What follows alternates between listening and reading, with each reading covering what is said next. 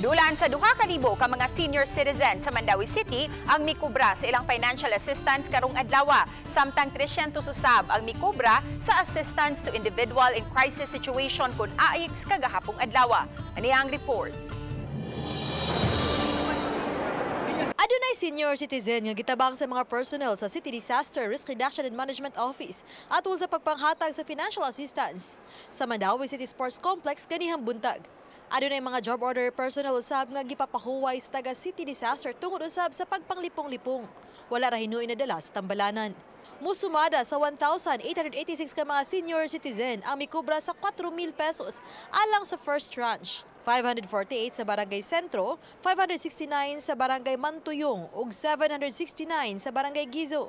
Ang magtaayong sila si Jolita Marababol, 61 anyos ug Rodolfo Marababol, 64 anyos, uban sa duha nila ka mga apo ang nangubra sa ilahang financial assistance. Kay naghinam-hinam kini nga makakaon sa fast food chain.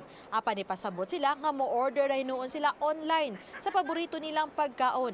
Aron di na kinahanglan pa nga magpainit. Ay, naay palitan og tambal, nang tagi kinangan or ka kung magsuroy-suroy di ay mi. Nya sagad gid ang mga apo, na. Ako yung manggini na mo among duha ka apo.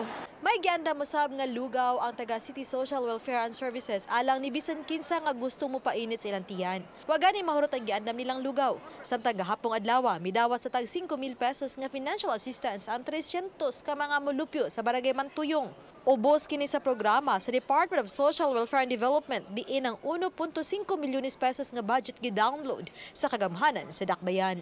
Sa pagkakaroon, this is the assistance for individuals in crisis situation. Ang kaning 300 recipients, ang beneficiaries ani is Barangay Mantuyong. Uban ni Godfrey Rilien, Femery Dumabok.